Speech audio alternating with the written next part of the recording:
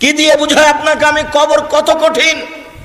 রাসূল সাল্লাল্লাহু আলাইহি ওয়াসাল্লাম বলেন, যখন তাকে কবরে জিজ্ঞাসা করা হবে দ্বীন সম্পর্কে, মুহাম্মদ সাল্লাল্লাহু আলাইহি সাল্লাম সম্পর্কে, ইসলাম সম্পর্কে, সে যদি উত্তর দিতে না পারে, ইয়াজরিবু জারবাতান, এত জোরে তাকে ফেরেশতা মারবেন, ইয়াসিহু সাইহাতান, সে বাপরে মারে করে চিৎকার করবে, ইয়াসমু মা বাইনাল মাশরিক ওয়াল মাগরিব ইল্লা সাকালাইন, সারা পৃথিবীর জীবজন্তু কীটপতঙ্গ পদার্থ জড় পদার্থ সব কিছু তার চিৎকার শুনতে পাবে, মানুষ আর জিন শুনতে পাবে না।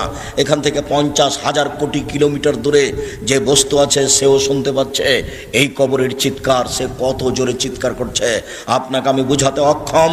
মুহাম্মদ সাল্লাল্লাহু আলাইহি ওয়াসাল্লাম বলেছেন, যে মারে সে চোখে দেখে না, যে মারে সে কানে শোনে না, যে মারে সে ফেরেশতা, তার রং বিভিন্ন ধরনের, কালো নীল,